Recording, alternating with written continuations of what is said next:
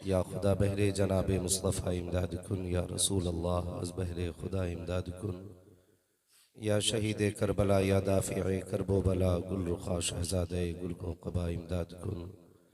गौसे आज़म बमने बेसरो सामा मददे क़िबले दी मददे काबे ईमा मददे बगिरदा बे बला उफ्ताद कश्ती मदद कुन या मुईन अद्दीन चिश्ती कादरी यमनारे या गौसे आज़म भी ज़नम दमज़ शेख अहमद रज़ा खां कुतुब आलम भी ज़नम आमीन। बलगल उला बिकमालिही कशफत दुजा बिजमालिही हसनत जमीउ खिसालिही सल्लु अलैहि व आलिही। करूँ तेरे नाम पे जां फिदा, न बस एक जां दो जहां फिदा, दो जहां से भी नहीं जी भरा, करूँ क्या करोड़ों जहां नहीं। जिसको अपने नबी से जितनी मोहब्बत का दावा हो, कोशिश करें उतनी आवाज़ के साथ नबी रहमत शफ़ी उम्मत गुम्बद खजरा के वकील जनाब मोहम्मद रसूलुल्लाह सल्लल्लाहु तआला अलैहि वसल्लम की बारगाह में दुरूद और सलाम की डालियां निछावर करें। पढ़ें बावाज़ बुलंद अल्लाहुम्मा सल्लि अला सय्यदिना व शफ़ीइना व नबीना मौलाना मुहम्मदिन मअदिनिल जूदि वल करम व आलिहि व अस्हाबिहि व बारिक वसल्लिम सलातुन व सलामुन अलैका या रसूलल्लाह सल्लल्लाहु तआला अलैहि वसल्लम। मिंबर शरीफ पर आप देख रहे हैं हिंदुस्तान की बड़ी बड़ी मोतबर शख्सियात जलवागर हैं और कोई शख्सियत मोहताज तारुफ नहीं। आपने मुझसे बेशतर बड़ा अच्छा खिताब हज़रत अल्लामा मौलाना मुफ्ती शाह नईमुद्दीन साहिब क़िबला का खिताब सुना और एक बच्चे की बज़ाहिर बच्चा था लेकिन काम बहुत बड़ा कर गया। अल्लाह ताला इस बच्चे की उम्र में बेपनाह बरकतें अता फरमाए और इनके वालिदैन को भी मौला करीम उम्र खिज़र अता फरमाए। आमीन। थोड़ी देर के लिए हाजिर खिदमत हूँ। मोहब्बतों से मेरी गुफ्तगू को कानों के साथ साथ जो सर के कान हैं उनके साथ दिल के कानों से भी सुने। मैं इन बुजुर्गों के सामने किसी खतीब की हैसियत से नहीं बल्कि यूं समझे अपनी इस्लाह की गरज से इस कुर्सी पर बैठा हूँ। अल्लाह ताला इस नूरानी जमात पर अपने रहम व करम की बारिश फरमाए। आमीन। आज इस इदारे से तकरीबन 14 बच्चे फारिग हो रहे हैं जिसमें 9 हाफिज कुरान है और 5 कारी कुरान है। इस इदारे को जिन लोगों ने अपने खून पसीने की कमाई से चलाया, आज उनके लिए बड़ी खुशी का दिन है कि उनकी मेहनतें रंग लाई और ऐसे माहौल में जबकि हर तरह से मदरसों को बंद करने की कोशिशें जारी हैं, तालीम को रोकने की अनथक कोशिशें की जा रही हैं, ऐसे माहौल में इस इदारे ने 14 फारिगीन इस कौम को अता किए हैं। यकीनन ये इस इदारे की बड़ी कोशिश व काविश है जिसने ऐसे माहौल में भी 14 बच्चे जिस इदारे से फारिग हुए हैं। लेकिन साथ ही एक बात कहना चाहता हूँ, जहां मदारिस का मामला है हम गैरों से इतना परेशान नहीं जितना अपनों से परेशान है। ये कड़वी सच्चाई है और इस बात को सुने। इदारे ज्यादातर अगर इदारे या इदारे वाले परेशान हैं तो अपनों से परेशान हैं। जो देखने में और अंदर से दोनों तरह से मुखालिफ थे वो तो कुछ न कर सके, लेकिन जो जाहिर में टोपी वाले थे, कुर्ते वाले थे, उन्होंने ही आकर के इदारों की टांगे खींचना शुरू कर दी। बड़े अफसोस के साथ इस तरह की बातें कही जाती हैं कि जब लॉकडाउन था कुछ इदारों में चोरी छुपके कुछ मेहनती असातिज़ा कुछ बच्चों को छुप के कुरान पढ़ाया करते थे। तो हमारी ही बस्ती के लोग जो गोश्त खाने के नाम के मुसलमान हैं, सिर्फ थानों में 500 रुपए पे बिक जाने वाले लोग फोन उठाते और फोन करके कहते हैं साहिब ये मदरसा अभी तक बंद नहीं हुआ। हमारे नाम की हया नहीं रही, हमें शर्म तक नहीं आई। जिन इदारों को हमें खून दे के चलाना चाहिए था, हम फोन करके बंद करने पे लगे हुए हैं। एक बात सहन नशीन कर लें, आज जो सरों पे दाढ़ी, ये सरों पे टोपियां सलामत है ना, ये इन इदारे वालों की देन। बेशक बेशक। आज जो चेहरों पे दाढ़ियां हैं, ये मदरसों की देन है। अगर ये इदारे ना होते तो सही से तुझे कलमा तक याद नहीं होता। इतनी कुर्बानियां और इतनी मुसीबतें बर्दाश्त करने के बाद ये इदारे हमारे तुम्हारे घर के अंदर कुरान के कारी दे रहे हैं, हाफिज दे रहे हैं, उसके बावजूद भी हम इन इदारों के पीछे पड़े रहते हैं। हमें अपने आप को बदलना होगा। आज इदारों से जाके पूछो तुम्हारा हाल क्या है, तो सच्ची बात तो ये इदारे यही कहेंगे कि मेरे ही घर की हवा ने बुझा दिया मुझको। ये इनकी अपनी कहानी है। ये खुद बताएंगे मैं वो चिराग था जो आंधियों में जलता रहा, क्या बात है, वाह। मेरे ही घर की हवा ने बुझा दिया है मुझे। हमारे अपने ही इदारों के पीछे पड़े हैं। आज क्या हमारी जिम्मेदारी नहीं इदारों के साथ कांधे से कांधा लगा के खड़े होने की? ये हमारी जिम्मेदारी नहीं इन उलमा इकराम के बाजू से बाजू मिला के खड़े होने की? अगर आज कोई तालिबे इल्म किसी राह से गुजरता है तो हमारी कौम उसे बड़ी हिकारत की निगाह से देखती है, बड़ी हिकारत की निगाह से। हमने इनका मैयार कहां रखा? क्या स्टेटस हमने इनका रखा है? कभी सोचा हमने? हमें ये मदरसे वाले या तो अब्बा के तीजे में याद आते या अब्बा के 40वें में याद आते। इसके अलावा हमें कुरान वाले याद नहीं आए। क्यों? इन तीजे 40वें में भी इसलिए याद आते हैं कि इन्हें खिलाने से सवाब मिलता है। यही वजह है ना, यही सोच के तीजे 40वें में खिलाया जाता है। लेकिन मुझे बता, तेरे घर पे सिर्फ तीजे में खाना बनता है? सिर्फ 40वें में खाना बनता है? जब तेरे बेटे का वलीमा होता है तब कुरान वाले कहां चले जाते हैं? जब तुम्हारे घर में बारातें आती हैं तब हमें कुरान वाले याद क्यों नहीं आते? अगर कोई बहुत अच्छा आदमी इन कुरान वालों की दावत कर दे तो फिर खाने को नहीं पूछा जाता। टेबलें लगी, अच्छे अच्छे लोग खा के चले गए, फिर पूछा जाता मदरसे वाले नहीं आए, तो सर पे हाथ मार के कहता यार भूल गया था। तुझे सब याद रहे, ये मदरसे वाले याद नहीं रहे? तो कितने लोग शर्म ये कह के मिटाते हैं कि मदरसे वाले कम से कम कह दिया था तो आ जाते, हमने कह तो दिया था, तुमने इन्हें पहचाना नहीं। ये इतनी गैरतदार कौम है, ये फाके से तो मर सकती है, बिन बुलाए तेरे दस्तरखान पे नहीं जा। बेशक बेशक बेशक, वाह वाह। हमने इन्हें जाना ही नहीं। आज अगर कोई आलिम, किसी मदरसे का जिम्मेदार अगर किसी मार्केट से निकले तो लोग यूं चेहरे फेर लेते, आ रहा है चंदा लेने के लिए, चंदा देना ना पड़ जाए। ये मिजाज है हमारे। हम ये सोच के चेहरे फेर लेते हैं कि हमें कहीं इसको चंदा ना देना पड़ जाए।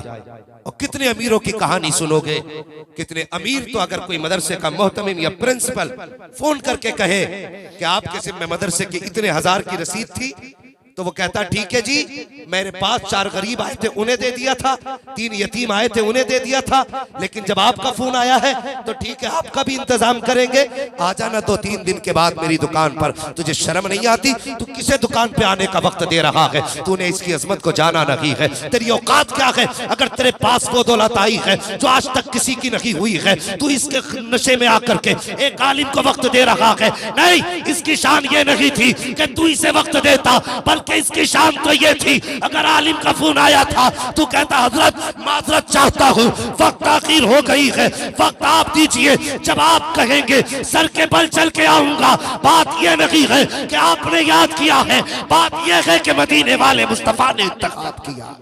सुभान अल्लाह सुभान अल्लाह, बहुत खूब बहुत खूब। क्या कहते हैं? हया करो, कम से कम इल्म वालों की इज्जत करो, इल्म वालों की कदर करो। और यार किस दौलत का नशा, किस दौलत का नशा है? हमने बड़े बड़े दौलत वालों को आईसीयू में ऐसे बेबस पड़े देखा है कि उनके बदन के कपड़े संवारने के लिए दूसरे खड़े होते हैं। किस चीज का घमंड है? मुझे बता तो सही, अगर तू अरबपति या खरबपति है, मरेगा तो क्या लेकर के जाएगा? और सबसे पहले तो ये सोच, ये दौलत तू लाया कहां से? पहला सवाल ये, तू लाया कहां से? किसी का दिल तोड़ के तो नहीं लाया, किसी का कलेजा निचोड़ के तो नहीं लाया, कहीं किसी का हक मार के तो नहीं लाया। आज बड़ी आसानी से चुपके से गुनाह कर जाते हैं हम, और एहसास गुनाह तक नहीं होता। गुलामी का दौर खत्म हो गया है, लेकिन अभी एहसास बाकी है। वो कैसे? मार्केट आप जाइए, संभल की मार्केट में कितने अमीरों की बड़ी दुकानों पे छोटे छोटे लड़के काम करते मिलेंगे, देखे होंगे आपने। तो वो लोग होते हैं जिन्हें कोई काम नहीं आता, और ये दुकानदार उनकी इसी मजबूरी का फायदा उठा करके किसी को 300 रुपए में, किसी को 250 रुपए में, किसी को 200 रुपए में दिन भर मुर्गा बनाते हैं। पूछो इन उलमा से, क्या इस्लाम इसकी इजाजत देता है? किसी की कमजोरी और किसी की मजबूरी का फायदा हम उठाएं? कितनी आसानी से किसी का हक मार के हम घर में आके बैठ गए, और उसके बाद अगर नारे लगाने की नौबत आ जाए तो बंदा उठ के नारे लगाने लगता है। और नारे बाद में लगा, पहले अपना किरदार देख, अपना अखलाक देख। पहले नारे हमारी शान है, नारे हमारी जान है, लेकिन ये कब है? जब किरदार सलाहुद्दीन अय्यूबी जैसा हो, तब नारे पहाड़ों को गिरा दिया करते। अखलाक तो देखो, अपने किरदार तो देखो। जिसके पास टकों की दौलत आ गई, फिर वो दूसरे को नजरों में लाने तैयार नहीं है। और खुदा का वास्ता, ये इल्म वाले हैं, इनकी कदर किया करो। मैं उलमा की बात नहीं करता जिन्होंने हजारों आलिम बनाए हैं, मैं इनकी बात नहीं करता, बल्कि पूछो इन उलमा से जिनके हाथ में कायदा बगदादी होता है, और जब मकतब की तरफ चलते हैं उनकी शान क्या हुआ करती है। अल्लाह अकबर, बड़ी आसानी से कोई हिकारत की निगाह से कहता है ये ज़कात खाने वाले जा रहे हैं, ये चंदा लेने वाले जा रहे हैं। नहीं, ये ज़कात खाने वाले नहीं, ये चंदा लेने वाले नहीं, ये मुस्तफा के दीन के वारिस जा रहे हैं, ये मजहब इस्लाम के सुतून को कांधा दे करके आगे बढ़ाने वाले जा रहे हैं। तेरे कहने से इनका वकार मजरू नहीं हो सकता। खुदा की कसम, इज्जत तो तब पता चलेगी जब रब फरमाएगा जाओ फरिश्तों मैदान कयामत में चले जाओ, जितने कुरान वाले हैं सबका हाथ पकड़ के ले आओ। रब फरमाएगा लाओ सब कुरान वालों को। फरिश्ते कहेंगे कैसे पहचान होगी? रब फरमाएगा जिसके मुंह से मुझको अंबर की खुशबू आती होगी वही कुरान का कारी होगा। नारे तकबीर, नारे रिसालत, नारे गौसियत, मशरके आला हजरत, फैजाने आला हजरत, फैजाने अजमलुल उलमा, फैजाने सदरुल अफाजिल, फैजाने औलिया किराम, जश्न दस्तारबंदी। सुभान अल्लाह, सुभान। हमें कौन सा नशा है, किस अकड़ में है? पूछो इन उलमा से। मैंने इन उलमा से सुना, बुजुर्गों से सुना। अल्लाह अकबर। फरमाते हैं जिस कब्रिस्तान में कुरान वाला दफन होता है तो 10 कब्रें सरहाने की तरफ, 10 कब्रें पैताने की तरफ, 10 कब्रें दानी जानी, 10 कब्रें बाई जानी। अल्लाह उसकी कब्र की बरकत से 40 कब्रों का अजाब हटा देता है। सुभान। 40 कब्रों का अजाब। आज हमने क्या कीमत लगाई कुरान वालों की? हमने MBBS को तरजीह दी। मैं तालीम का मुखालिफ नहीं, हमें MBBS भी बनना होगा। इसकी कमी से बड़े नुकसान हैं, मगर सब कुछ बनो, कुरान के कारी पहले बनो, कुरान के कारी पहले बनो। हमने अक्सर जो लोग दौलत के घमंड में रहते, नशे में चूर रहते, क्या कितने मीठे अंदाज से हम जलील करते हैं कुरान वालों को। सोचा कभी शादी ब्याह के टेबल लगे हो तो जाके देखना, अगर इत्तेफाक से कोई पढ़ने वाला बच्चा निकल जाए ना स्टैंडर्ड टेबलों की तरफ से, तो कहते बेटे उधर नहीं, तुम्हारे खाने का इंतजाम उधर है। इधर कौन खाएगा? इधर VIP लोग बैठे हैं, इधर VIP लोग बैठे हैं। तेरी नजर में VIP कौन है? जो 1800 रुपए का जूता पहने वो VIP, जो 22,000 का कोट पहने वो VIP, जो 70,000 की घड़ी बांधे वो VIP, जो 1.5 लाख का मोबाइल जेब में रखे वो VIP। हम भी खड़े हो गए, दिखा तो सही कौन सा वीआईपी आने वाला है। एक तरफ कुरान वालों को दाएं हटाया गया, बेटे तुम्हारी जगह नहीं, वहां बैठ के खाओ, यहाँ पे कुछ वीआईपी आने वाले हैं। तुम्हारे वीआईपी कौन थे? जब नजर जमा के देखा गया तो कोई कोट वाला था, कोई पैंट वाला था, एक की सूरत ऐसी ना थी जिसकी शक्ल मेरे मुस्तफा की मोहब्बत में सजी हो, किसी का लिबास ऐसा ना था जिसको देख करके मुस्तफा का लिबास याद आए। और तुमने उनको वीआईपी कहा कि जिनके बदन पे कोट पैंट था। आ कुरान से पूछ वीआईपी कौन है, तो कुरान बताएगा। खुदा की कसम वीआईपी वो नहीं जिसके पैर में 18,000 का जूता है।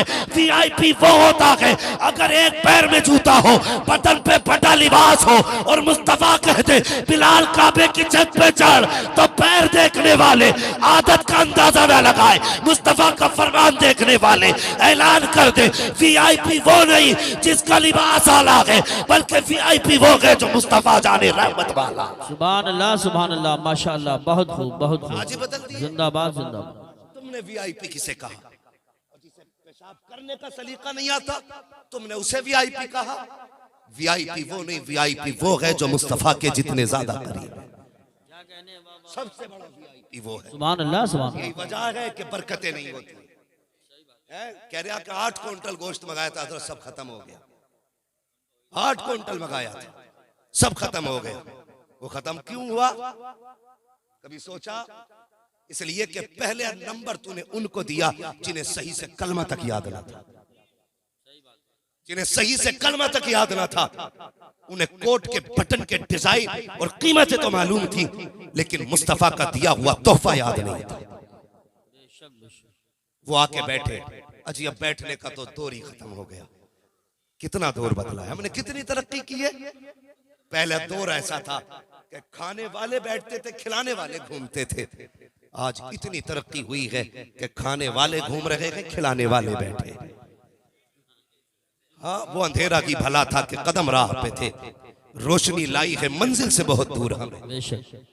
वो अल्लाह के बंदे, ये गलत तरीके हैं और कितने रस्म रिवाज चलने लगे। अजीब हालात है। आज बेटियां मैरिज हाल से रुखसत की जा रही है और इसे लोग फख्र समझते हैं। मैरिज हाल से बेटियों को रुखसत करना ये फख्र की बात नहीं, ये शर्म की बात है। शर्म की बात है बेटियों को मैरिज हाल से रुखसत करना। आप कहेंगे अजीब मौलवी है, पैसा हमारा लग रहा है, 10 लाख में हम मैरिज हाल कर रहे हैं और परेशानी इसे हो रही है। सुन जरा ये दामन अपने गिरबान में झांक। मैंने क्यों कहा बेटियों को अल्लाह तौफीक दे तो अपनी चौखट से रुखसत करना, घर के दरवाजे से रुखसत करना अपने। ये जरूरी नहीं तेरा मकान कच्चा है देखने वाले क्या कहेंगे, फर्क इससे नहीं पड़ता। सुने, तुमने मैरिज हाल में बुकिंग की, कितनी शादियों में अल्लामा तौसीफ साहब जाना होता है। हजरत जी हालात ये है, अगर एक शरीफ आदमी आज मैरिज हाल में खाना चला जाए तो भूखा लौट आता है।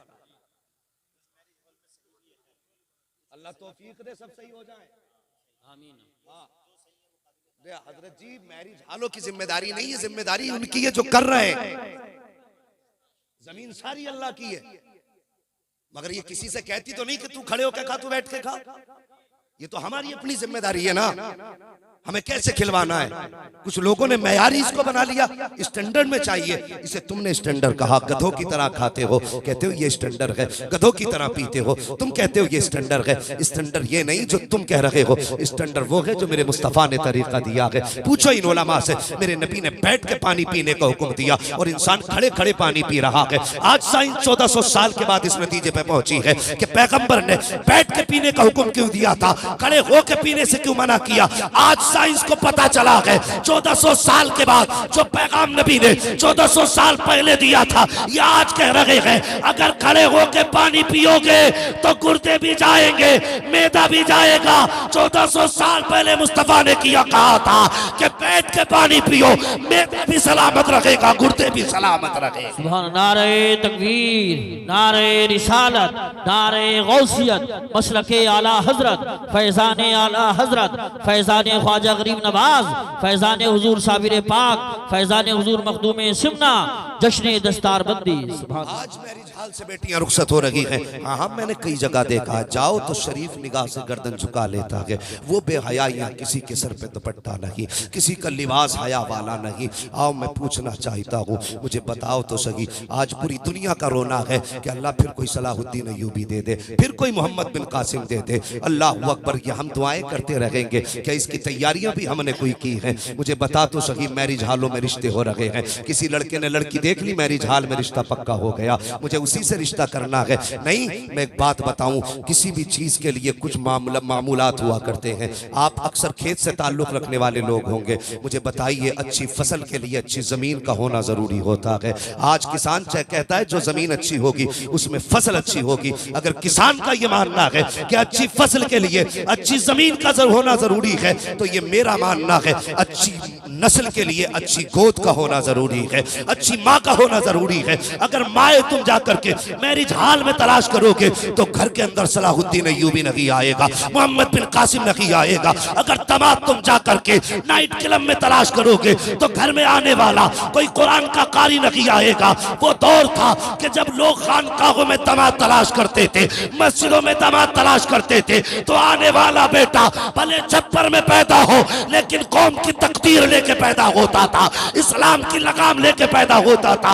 आज वजह क्या है? सभी का एक रोना है कि बताओ हालात कैसे होते जा रहे हैं, समाज बिगड़ता जा रहा है। तुमने इंतखाब कैसा किया है? मुझे बता तो सही। हर जवान की ख्वाहिश ये है आंखें नशीली हो, होठ शराबी हो, चेहरा देखो तो देखते रह जाओ। तुमने हर हुस्न औरत में देखा, क्या दिखवाने से पहले जब तेरी माँ ढूंढने गई थी रिश्ता, तब तूने ये तो कह दिया था उसके होठ ऐसे हो, उसके रुखसार ऐसे हो, उसकी पेशानी ऐसी हो, उसका कदोकामत ऐसा हो, वो चलती हो तो यूं लगती हो, बोलती हो तो यूं लगे। मुझे बता तो सही, दिल पे हाथ रख के, क्या तूने एक बार भी ये कहा माँ लड़की देखने जा रही है, जहाँ पेशानी का हुस्न देखे नजर जमा के देखना उसकी पेशानी पे सजदे का निशान है कि नहीं। जब तू बात करे तो उसके मुंह को जहाँ चलता हुआ देखे उसकी मुंह की महक को सूंघना। अगर वो बोले तो मुंह से कुरान की महक आती है कि नहीं, कुरान की तिलावत की महक आती है कि नहीं। अगर तू ये तलाश कराता, दावे के साथ कहता हूँ, गोद तेरी होती, आने वाला सलाहुद्दीन अय्यूबी पैदा हो जाता, खालिद इब्ने वलीद पैदा हो जाता। बेशक, सुभान अल्लाह, सुभान अल्लाह, माशाअल्लाह। हमारे इंतखाब गलत रहे, हमने रिश्ते तो एक अच्छी गोद का इंतखाब ना कर सके। जब अच्छी गोद नहीं होगी तो समझो अच्छी नस्ल भी नहीं हो सकती, अच्छी नस्ल भी नहीं हो सकती है। अच्छी नस्ल के लिए अच्छी गोद का होना जरूरी है। जवानों, जिंदगी कट जाएगी, काली के संग भी कट जाएगी, गोरी के संग भी कट जाएगी, कट तो सभी की जानी है। अगर चाहते हो तुम्हारे बाद तुम्हारी नस्लों में तुम्हें इज्जत से याद किया जाए तो अपने जिंदगी के लिए अच्छी गोद का इंतखाब करो, अपने बच्चों के लिए अच्छी माँ का इंतखाब करो। माएँ अच्छी होंगी तो बेटे खुद ब खुद अच्छे होंगे, औलाद नेक होगी। बदले अपने तरीके। मैं अर्ज कर रहा था, आज अमीरों के क्या कहने, हया आती है कितने मैरिज हालों में जाओ तो किसी के सर पे दुपट्टे नहीं, और उसके बाद हमारी कौम रो रही है, हमें क्या हो गया है, हमें कोई बचाने क्यों नहीं आ रहा है, हमें कोई बचाने क्यों नहीं। क्या सिर्फ अब शोर मचाने से कुछ हो सकता है? शोर मचाने से कुछ हो सकता है? जाके देखो मैरिज हालों में जहां शादियां होती है, पहले कैमरे वाला खड़ा कर दिया जाता है, सबसे पहले कैमरे वाला। बीवी किसी और की देखना पहले शोहर को चाहिए, पहले कैमरे वाला देख रहा है। चारों तरफ से कैमरे घुमा घुमा के वीडियो बनाई जा रही है, और इस बेहयाई को नस्लों के लिए बचा के रखा जाता है कि अपने बच्चों को दिखाएंगे। ये बेबरकतियां। मुझे बताओ, जब बेटी मैरिज हाल से रुखसत होती है, कितने गैर महरम वहां पे खड़े होते हैं, कितने लोगों की निगाहें उसके लिबास पे पड़ती होंगी, कितने लोगों की निगाहें बेपर्दा औरतों पे पड़ती होंगी, कितने गुनाह होते होंगे। अगर यही बेटी घर के अंदर से रुखसत होती तो खुदा की कसम, जब ये घर से रुखसत होती, दीवार इसके लिए दुआ करती, छत इसके लिए दुआ करती, जमीन इसके लिए दुआ करती। और क्यों ना करती, जमीन ने इसे सजदे करते देखा था, छत ने इसे रातों में उठ के सहरी खाते हुए देखा था, दीवारों को इसको कुरान पढ़ना याद है, घर के एक एक कोने को इसके लिए रातों को उठ के वुजू करके ठंडी रातों में कुरान का पढ़ना याद है। खुदा की कसम, ये घर से जब इज्जत के साथ रुखसत होके जाती, हर चीज की दुआ इसके साथ होती, ये तेरे घर में दुल्हन बन के जाती, खुदा की रहमतें दामन में साथ लेके जाती। लेकिन मिजाज ही बदल गए, मैरिज हालों में रिश्ते खुदा रहा बदले तरीके। और अपने उसूल बदले। अमीरों, दौलत का सही इस्तेमाल करो, सही इस्तेमाल दौलत का करो, और किसी की कीमत उसका बदन देख के ना लगा, उसका लिबास देख के कीमत ना लगा। कोई ऐसा भी होगा जो फटे कपड़ों में रहता हो लेकिन रिश्ता मुस्तफा से बड़ा करीबी हो, भी तो हो सकता है ना। किसी के पैर में टूटी जूती हो लेकिन जब रात को उठता हो तो उसकी सदाओं के जवाब में आसमानों से इजाबत की सदाएं आती हैं। बेशक बेशक। किसके राज कौन जाने, बंदों के राज अल्लाह ही जानता है। खुदा राह तरीके अपने बदलें और अपने पैसों को सही जगह पे खर्च करें। एक तरीका हमने देखा है, हमारा उसूल देखिए, जन्नत में जाना चाहता है हर बंदा, हर शख्स चाहता है ना जन्नत में जाए। जितने लोग चाहते हैं जरा बता दे हाथ उठा के, कितने लोग जाना चाहते हैं? माशाअल्लाह सभी जाना चाहते हैं। अल्लाह सलामत रखे और आज की रात के सदके में अल्लाह सबको जन्नत अता फरमा, आमीन। सबको जन्नत अता फरमा दे। मैं एक बात कहता हूं अक्सर, जिसके पास करोड़ों लाखों रुपया है मगर अगर वो उसने बेटे को डॉक्टर भी बनाया, इंजीनियर भी बनाया, मास्टर भी बनाया, कलेक्टर भी बनाया, अगर कुरान का कारी ना बनाया तो मैं कहता हूं बड़ी बेबसी की मौत मरा है वो, बड़ी बेबसी की मौत मरा है वो शख्स। उसकी वजह देखे, जिंदगी के आखिरी लम्हात में हर इंसान चाहता है कि रूह सुकून से निकल जाए। बेशक। हर इंसान चाहता है कि आसानी के साथ मरे, लेकिन हमने बेटों को कारी नहीं बनाया। जब सांस अटकती है ना तो कोई गिलास लेके भाग रहा है, हाफिज जी से पानी पड़वा लो। कोई हाफिज जी को तलाश करने जा रहा है कि चलो अब्बा की तबीयत ठीक नहीं है, चल के यासीन पढ़ दो। अल्लाह अकबर। अगर हाफिज ना मने, ना मिले और पानी ना मिल सके, कितनी बेबसी की मौत इंसान मरेगा। मुझे बताओ तो सही, मैंने पहले बात कही थी, हमने अमीरों को आईसीयू में ऐसे हाल में पड़ा देखा है कि कोई पानी पिलाने तक नसीब नहीं होता है। और खुदा के वास्ते अपनी आखिरत का इंतजाम जीते जी कर जाओ, अपनी जिंदगी में आखिरत का इंतजाम कर जाओ। आज 40वां हो तो इतने लंबे लंबे थाल सजाए जाते हैं। जब पूछा जाए ये किस लिए, तो कहता है ये सब अब्बा को पसंद था, पान भी अब्बा को पसंद था, मीठा भी अब्बा को पसंद था, ये सब्जी अब्बा के पसंद की थी, सारी चीजें 40वें में लगाई जा रही है। मुझे बता तो सही, मरने के बाद इतना ख्याल बाप की फिक्र का, क्या जिंदगी में भी उनका ख्याल इतना किया हमने? कभी ख्याल आया मेरे बाप को कौन सा फल पसंद है? कभी याद आई मेरी माँ को कौन सी चीज ज्यादा पसंद थी? मरने के बाद इसलिए तबाक सजाए जाते हैं ताकि ये समाज देख ले इसे बाप से कितना प्यार है। उनके जीते जी हम कुछ ना कर सके, उनके मरने के बाद तबाक सजाए जा रहे हैं। अल्लाह अकबर। उससे पहले एक बात क्या की जाती है, इधर इंतकाल होता है। हमारी कौम भी बड़ी सीधी कौम है, जिधर एक चलता उधर को सब चल दिया करते हैं, भेड़ की चाल चला करते हैं। बाप का इंतकाल होता है तो मिजाज हमारे मुआशरे का, सबसे पहले गए मस्जिद से पेटी उठा, दुकान से पेटी उठाई पारों की, मस्जिद में ला के रख दी। किस लिए? ताकि लोग इसे पढ़ें, अब्बा की रूह को सवाब मिले। कभी मस्जिदों में जाके देखा करो कितनी पेटियां रखी हुई है, रख के उन पे गर्द चढ़ रही है। आज कोई उन पारों की गर्द साफ करने वाला नहीं है। कितनी पेटियां रख के जंगालूद हो गई है, कोई आज उन पेटियों को खोलने वाला नहीं है। हमारी मस्जिदों के अंदर पेटियों के तो ढेर लगे हैं लेकिन कोई कुरान पढ़ने वाला नहीं है। ओ खुदा के बंदे, अगर जन्नत में जाना चाहता है, बाप को बख्शवाना चाहता है, तो सबसे पहला काम तो ये कर, अगर घर में बाप का जनाजा पड़ा है और तेरे चेहरे पे दाढ़ी नहीं है, बाप को बख्शवाना चाहता है, उसके जनाजे के आगे खड़ा हो, कहते या अल्लाह मेरा बाप कब्र में जा रहा है, मैं इसके लिए तुझे गवाह बनाकर आज ऐलान करता हूँ, जब तक जीऊंगा मुस्तफा की सुन्नत चेहरे पे सजाता रहूंगा। सुभान अल्लाह माशाअल्लाह। ये ऐलान आप कर देंगे, उस दिन खुदा की कसम तेरी दाढ़ी की बरकत से अल्लाह तेरे बाप की मगफिरत फरमाएगा। बेशक बेशक। सुभान। दूसरी बात, अगर चाहते ही हो मरने वाले को सवाब मिले तो सुनो, बाप का इंतकाल हो, दफन करें उसको, या दफन से पहले जब आपको वक्त मिले, अल्लाह तौफीक दे तो कभी मदरसे जाए, मदरसे के मोहतमीम से पूछे, अगर चाहते हो ना तुम्हारा अपना जन्नत में जाए, उससे जाके पता करें कि हम मदरसे में बच्चे जो पानी पीते हैं वहां किसी फ्रिज का इंतजाम है कि नहीं। हम हालात देखें अपने, हमारे बच्चे फ्रिज का पानी पीते, वो भी फिल्टर। मदरसे में अक्सर पढ़ने वाले बच्चे सादा, कभी तो टंकी का पानी पिया करते, ताजा भी नहीं, भरा हुआ पानी, फिल्टर नहीं, वही जो टंकी में भरा है। हमारे बच्चे एसी में रहे, और ये कुरान पढ़ने वालों को कुछ मदारिस में पंखे तक हाथ वाले नसीब नहीं होते, हाथ वाले पंखे तक नसीब नहीं। ओ भाई, अगर चाहते हो अब्बा की मगफिरत हो तो कभी मदरसे जाओ, मोहतमीम से कहो ये मेरे बाप के सवाब के लिए 10,000 ले, पंखा लगवा देना, मेरे बाप की तरफ से 20,000 लो, एक फिल्टर मशीन लगवा देना। मेरे बाप की तरफ से 50,000 लो, तलबा के लिए एक फ्रिज का इंतजाम कर देना। अल्लाह तौफीक दे, इस तरह के काम करो। मुझे नहीं मालूम मरने के बाद तुम्हारे लिए कोई दुआ करे ना करे। कभी कब्रिस्तान जाके देखा करो, कब्रें बैठी हुई हैं, आज कोई मिट्टी डालने वाला भी नहीं है।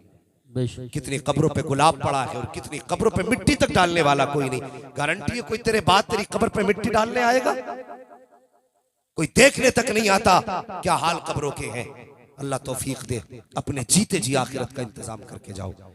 अगर इंतकाल कर गए 50 साल तक तुम्हें याद किया जाएगा, 100 साल तक याद किया जाएगा। अगर फिर याद ना भी किए गए और तुम्हारी तरफ से अगर मदरसे में एक पंखे का इंतजाम है, उसके नीचे बैठने वाला, कुरान की तिलावत करने वाला कुरान पढ़ेगा, गर्मी अपना काम करेगी, पंखा अपना काम करेगा, उसके झोंके हवा के निकलेंगे, हाफिज कुरान के बदन को ठंडा करेंगे। मैं नहीं जानता कि तुझे खबर होगी कि नहीं होगी, लेकिन इतना पता है इधर हाफिज कुरान का कलेजा ठंडा होगा, उधर अल्लाह तेरी कब्र में जन्नत से ठंडी हवाओं की खिड़कियां खोल देगा। ये इंतजाम आखिरत के करके जाओ, आखिरत के इंतजाम करके जाओ। अल्लाह तौफीक दे तो कुरान वालों की खिदमत करो, कुरान वालों की खिदमत करो। और अल्लाह के फजल से अपने बच्चों में से कम एक बेटे को हाफिज कुरान जरूर बनाओ। बनाएंगे इंशाअल्लाह? बोलो इंशाअल्लाह। हमारी कौम में सबसे कम इज्जत अगर किसी की है तो वो मौलवी की है, वो मौलवी की है। कितनी मेहनत से माँ बाप एक बच्चे को आलिम बनाते हैं। अब बच्चों की भी जिम्मेदारी है वो माँ बाप का ख्याल करें, माँ बाप का ख्याल करे, बच्चे भी, उनकी भी जिम्मेदारी है। एक बाप अपने बच्चे को पढ़ाने के लिए कौन सा जतन नहीं करता। सामने कुछ तलबा बैठे हैं, तुमसे गुजारिश करूंगा अगर माँ बाप कभी घर से चलो 150 रुपए दे, उनके पास उससे ज्यादा ना हो, वही जेब में रख लिया करो, उनकी दुआएं साथ लिया करो। अल्लाह तुम्हारे 100 रुपए में 1000 की बरकत अता फरमा दे। कभी इनसे लड़ा ना करो, कभी इनसे ना लड़ा करो। वो एक अल्लामा साहब डॉक्टर रूहुल अमीन साहब जो झारखंड साइड के रहने वाले हैं, एक दिन उनके यहाँ पे जाना हुआ, बहुत बड़े डॉक्टर हैं, तो वो अपनी दास्तान सुनाने लगे और कहने लगे कि मेरे बाप ने ना हजरत मुझे पता गए कि कितनी मेहनत से मेरी फीस भरी थी। कह रहे कि 250 रुपए फीस थी मेरी उस वक्त की। मेरे बाप ने मुझे नहीं पता कहां से उधार लेकर के आए थे और मैंने कहा था अब्बा मुझे पढ़ना गए। उन्होंने 250 रुपए ला करके मेरी फीस भरी और ये कहते कहते वो रोने लग गए। कहने लगे मेरे बाप ने मेरी फीस की खातिर कितने दिन फाके से काटे ये मैं जानता हूं। कह रहे गुर्बत का दौर था जब बाप ने मुझे पढ़ाया, आज खुदा ने मुझे दौलत दी है, आज मैं डॉक्टर हूं, आज मेरे पास पैसे का ठिकाना नहीं, लेकिन आज उस पैसे को इस्तेमाल करने वाला बाप नहीं है, तो मुझे ये दौलत भी अच्छी नहीं लगती है।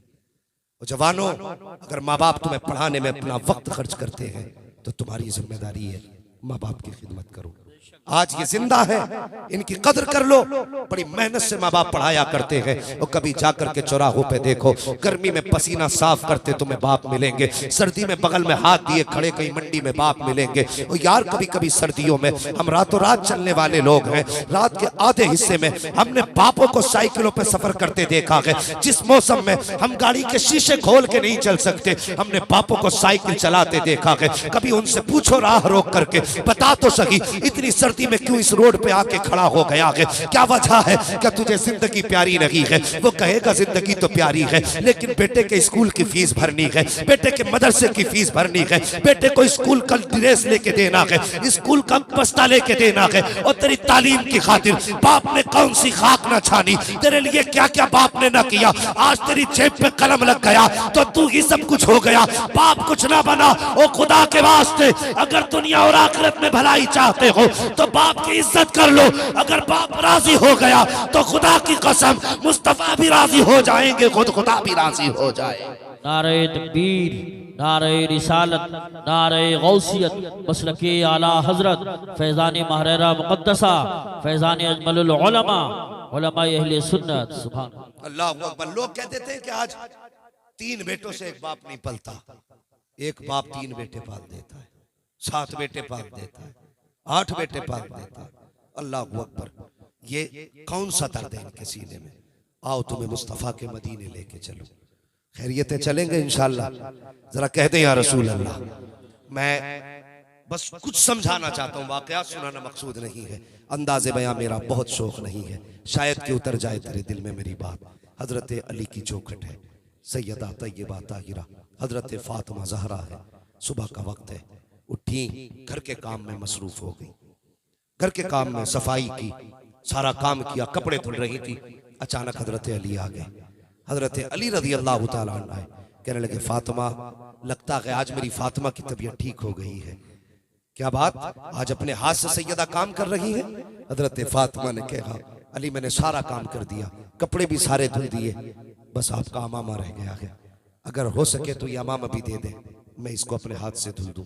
हजरत अली ने वो अमामा शरीफ भी उतार के दे दिया, अमामा शरीफ दिया। हजरत फातिमा ने अमामा शरीफ भी धुला और धुलने के बाद शहजादों को लिया और गुस्ल देने लगी।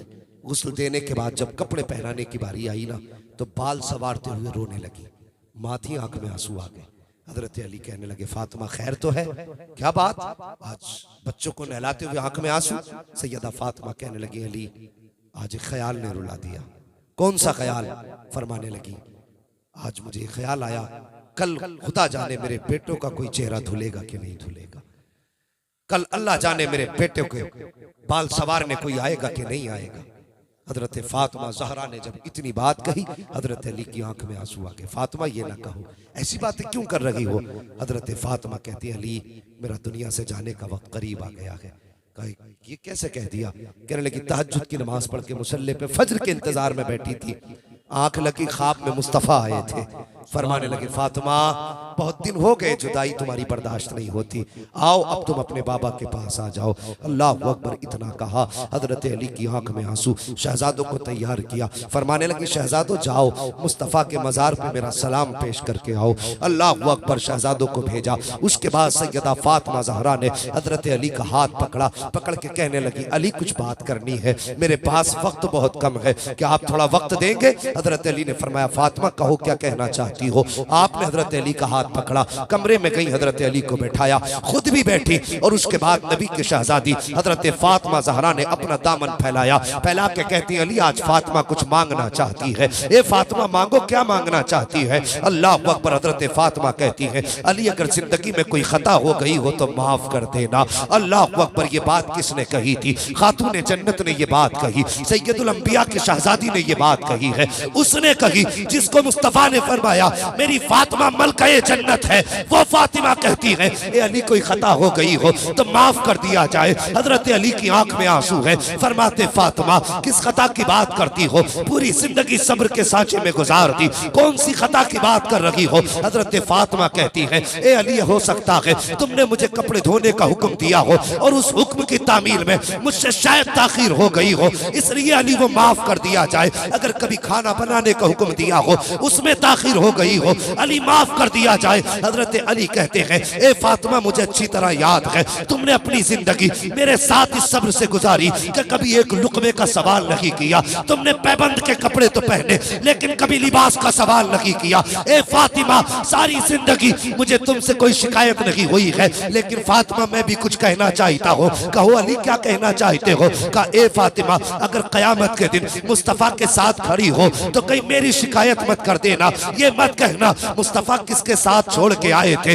उसके साथ जिसने कभी फातिमा को भरपेट खाना न खिलाया, उसके साथ जो कभी फातिमा को नया लिबास न दे सका। अल्लाह अकबर। हजरत फातिमा की चीख निकली है, फरमाती अली ऐसी बात ना करे। अल्लाह अकबर। अगली बात हजरत फातिमा ने कही थी, अब जरा दिल थाम के सुनना प्यारे। हजरत फातिमा कहती है ए अली एक बात और कहना चाहती हो। कहो अली क्या कहो फातिमा क्या कहना चाहती हो? तब हजरत फातिमा कहती है ए अली मेरे इंतकाल के बाद तुम जिससे चाहो निकाह कर लेना, मैं तुम्हें आजाद करती हूँ। अल्लाह अकबर। तुम्हें पता है ये कौन सी आजादी है? अब जरा दिल थाम के बात सुनना प्यारे। एक दिन हजरत अली ने दूसरी लड़की से निकाह करना चाहा था, दूसरी खातून से। ये बात हजरत फातिमा के कानों तक आई, आपने शहजादों को गोद में लिया, मुस्तफा की बारगाह में आई, या रसूल अल्लाह अली दूसरा निकाह करने जा रहे हैं। मेरे हुजूर मिंबर पे तशरीफ लाए, सहाबा को इकट्ठा किया, हजरत अली को बुलाया। बुलाया, कहा था अली मैंने सुना है तुम दूसरा निकाह करना चाह रहे हो।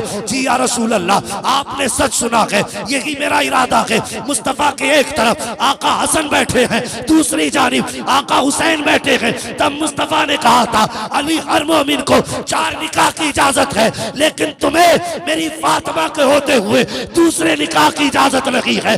मैं तुम्हें इजाजत नहीं देता कि मेरी फातिमा के होते हुए तुम किसी दूसरे निकाह का इंतखाब करो। अल्लाह अकबर। आज हजरत फातिमा कहती है ए अली मेरे इंतकाल के बाद तुम्हें इजाजत है, तुम जिससे चाहो निकाह करना।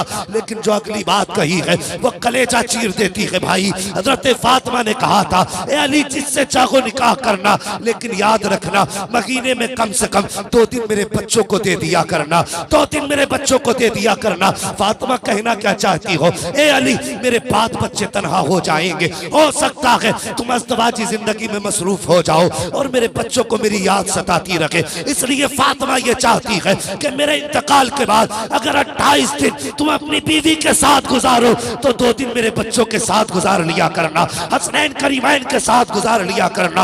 अल्लाह अकबर। ये माँ हुआ करती है साहिब, जिसको आखिरी लम्हात में भी बच्चों की फिक्र सताया करती है। और एक बात हजरत फातिमा ने हजरत अली से कही थी, ए अली एक बात और कहना चाहती हूँ। कहो फातिमा क्या बात है? फरमाते अली मेरे इंतकाल के बाद कभी दिन के उजाले में घर में कदम न रखना। हजरत अली कहते हैं फातिमा आंगन मेरा, घर मेरा, चौखट मेरी, दर मेरा, मैं दिन के उजाले में क्यों नहीं आ सकता? तब हजरत फातिमा ने कहा था ए अली घर भी आपका है, चौखट और जागीर भी आपकी है, लेकिन बात यह है अगर दिन के उजाले में आप घर में आते हो तो आपकी जो शहजादी है ज़ैनब वो इतनी हया किया करती है कि मेरी कमर के पीछे छुप के खड़ी हो जाया करती है। वो इतनी हया वाली है कि तुम्हारे सामने आने से शर्माया करती है। ए अली अगर मेरे इंतकाल के बाद तुम दिन के उजाले में घर में आओगे तो फिर मेरी बेटी किसके पीछे छुपेगी? अगर सामने आ गई वो तो हया से पानी पानी हो जाएगी। अल्लाह अकबर। ये राज तब खुला जब हजरत अली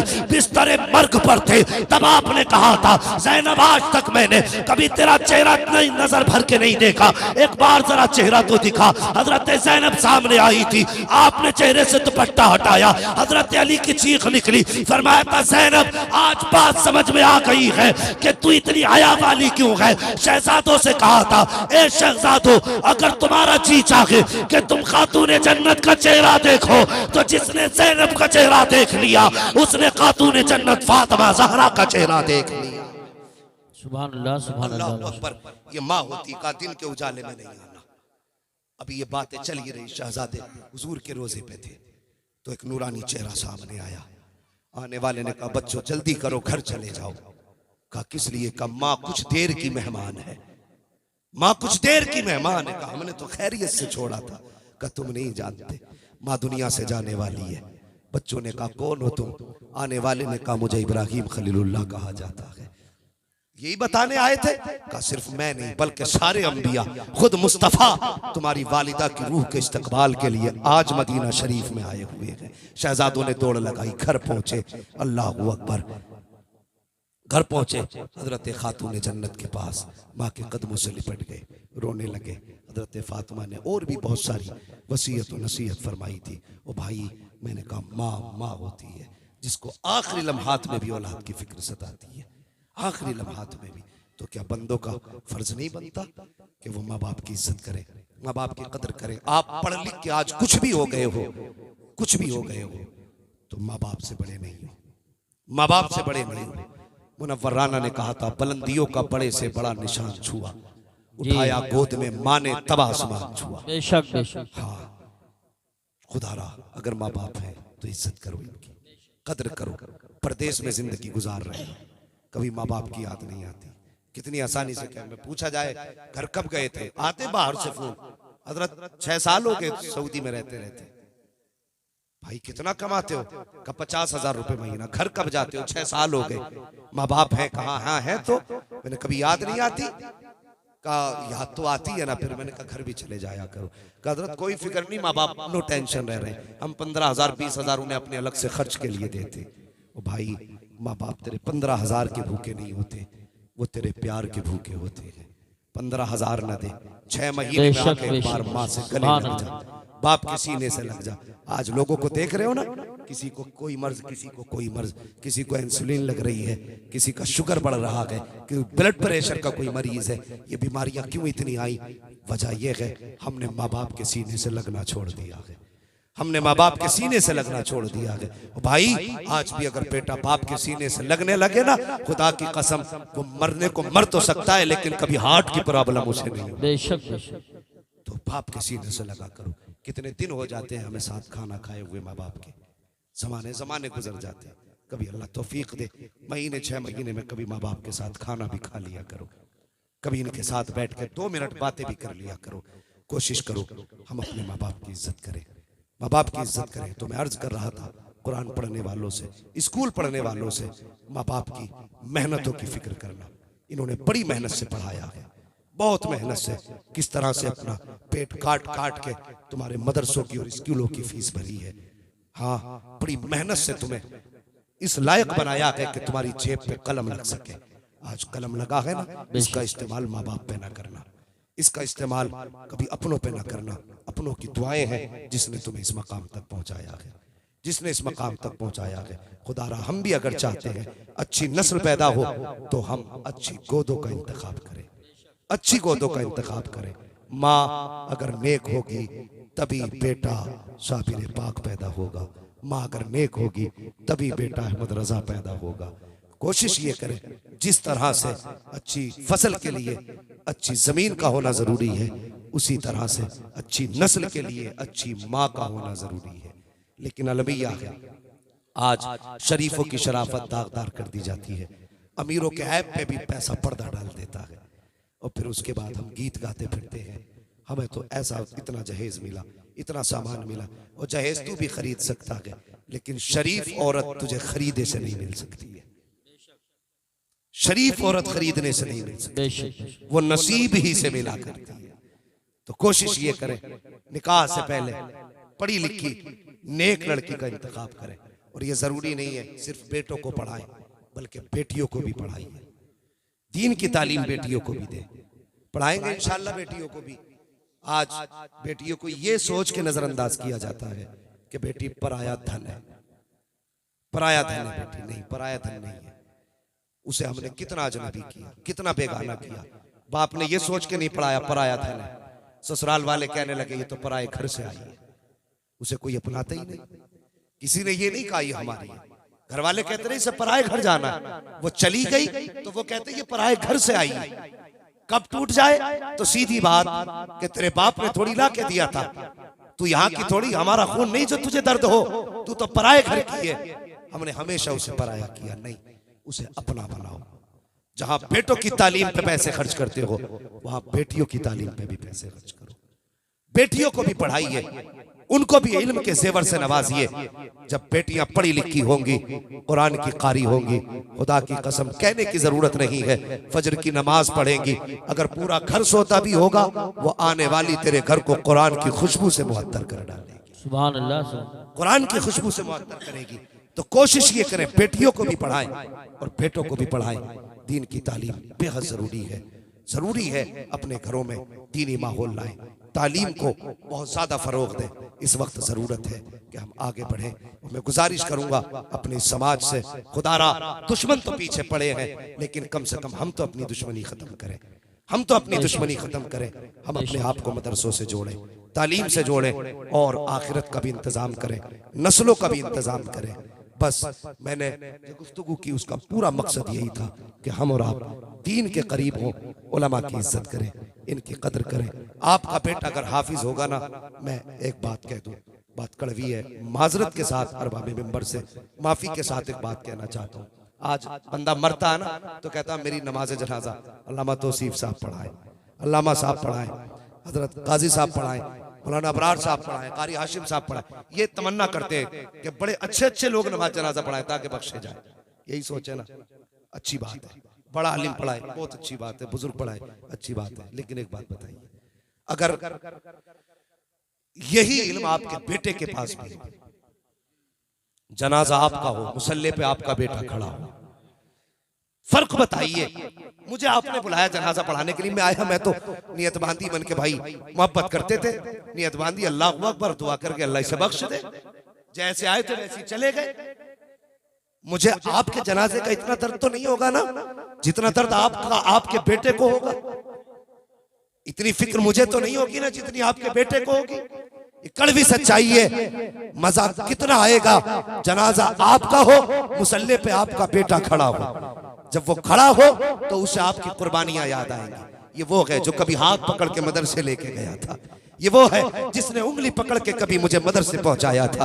ये वो है जिसने कभी गरीबी के आलम में जेब से 10 रुपए निकाल के दे के कहा था बेटे अभी यही है रख ले। खुदा की कसम जब उसके यही नामात बेटे को याद आएंगे, आंख में आंसू होंगे और वो रब बड़ा करीम है। अगर माफ करने पे आए तो आंसू के कतरे में बख्श देता है, और अगर वो बेनियाजी पे आए तो पहाड़ बराबर भी सोना दे दो तब भी मुंह पे मार देता है। कम से कम बेटे को ऐसा बना कि जनाजा तेरा हो, मुसल्ले पे बेटा हो, इधर हाथ उठेंगे उधर आंसू निकलेंगे। खुदा की कसम हाथ नीचे बाद में आएंगे, बख्शिश का परवाना पहले दे दिया जाए। सुभान अल्लाह माशाअल्लाह। अपने बेटों को इस लायक बना लो ताकि तुम्हारे जनाजे पढ़ा सके, जनाजे पढ़ा सके। आज तो फैशन हो गए, अमीरों ने पीर खरीद रखे हैं। 20,000 तो कोई भी पीर बुलवा दूंगा नमाज पढ़ाने के लिए। हाँ, खुद भी सोचो, कुछ सोचो भाई, खुद बताइए। वो कहते हैं पराया मारे धूम में डाले, अपना मारे अपना मारे, सारे बोले अपना मारे छाव में डाले। तो भाई अपने की मार खा लो ना है। वो कितने कम नसीब बेटे, अब्बा का जनाजा पढ़ा, दूर से कह रहा पढ़ाओ जी पढ़ाओ। उससे भी बड़ा मनहूस होगा कोई जो अब्बा के जनाजे पढ़ाने तो बात पढ़ने तक खड़ा नहीं होता, दूर से कह रहा पढ़ाओ जी पढ़ाओ। ये हालात है हमारे। क्यों नहीं आया भाई? या तो कपड़े पाक नहीं है, नमाज नहीं आती। मोमिन को पाक रहना चाहिए हर वक्त। वो बेटा नसीब वाला है जिसे बाप की जनाजे की नमाज मिल जाए। तो कोशिश ये करें अपने जनाजे के इंतजाम खुद ही करके जाएं, और कोशिश करें इंतकाल हो बेटा सरहाने बैठा हो, जनाजा हो बेटा मुसल्ले पे हो, कब्र में उतारा जा रहा हो बेटा सूरह यासीन पढ़ रहा हो, लोग दफना के आ जाएं बेटा कुरान पढ़ के सुनाए। ऐसे इंतजाम कर जाओ। आज तो फैशन चल गए, मैं ये बात कह के जाऊंगा, और फैशन ये चला है 3 दिन तक कब्र पे बैठा के कुरान पढ़वाया जा रहा है। 3 दिन तक लगातार नॉन स्टॉप। एक जगह हजरत कुरान खानी कराई, और मत भेजा करो ऐसे लोगों की कब्रों पे बिल्कुल भी।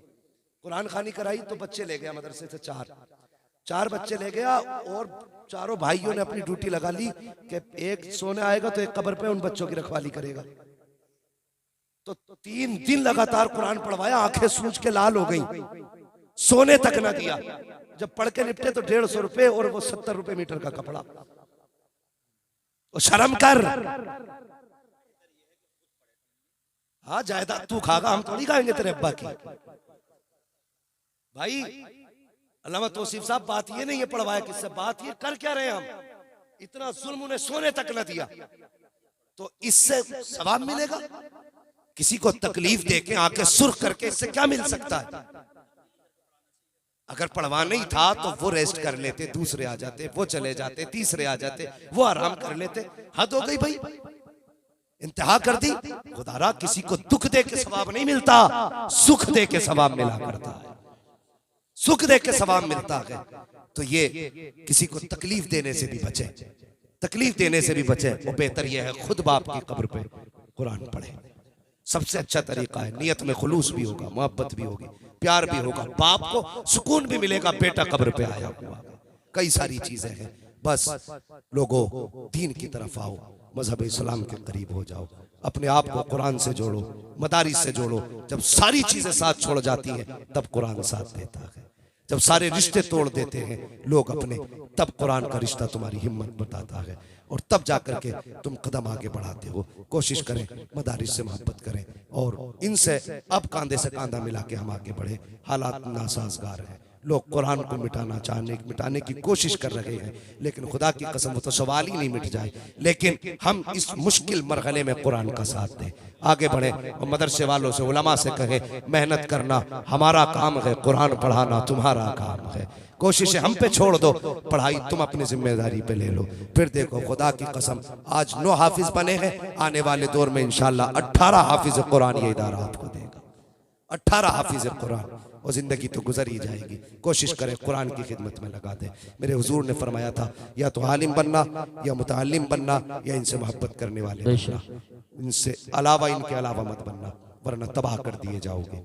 बच्चों भाई कुरान से प्यार करो, तालीम से प्यार करो, दीन वालों से प्यार करो, उलमा से प्यार करो, तलबा से प्यार करो। अल्लाह आपकी नस्लों में बरकत अता फरमाए। बस मैं गुफ्तगू में अमदन साहब जो भी गलतियाँ लफ्ज़िशें सरजद हुई हो, मौला करीम हबीब के सदक़े में तमाम खताओं को माफ़ फरमाए और मेरी गुफ्तगू पे पहले मुझे अमल की तौफीक अता फरमाए, उसके बाद पूरी उम्मत मुस्लिमा को अमल खैर की तौफीक अता फरमाए। बच्चों हुए अगलात उनको माफ़ फरमाए। रब्बे कायनात जिंदगी ने दिया साथ तो फिर होगी मुलाकात, चमन रहा फूल खिलेंगे, जिंदगी रही फिर मिलेंगे। मुसाफिर हैं हम भी, मुसाफिर हो तुम भी, किसी मोड़ पर फिर मुलाकात होगी। सारे लोग कलमा शरीफ पढ़ लीजिए, ला इलाहा इल्लल्लाहु मुहम्मदुर रसूलुल्लाह अस्तगफिरुल्लाह रब्बी मिन कुल्ली ज़ंबिन व अतूबु इलैह। अस्सलामु अलैकुम व रहमतुल्लाहि। आप हजरात बैठे रहें।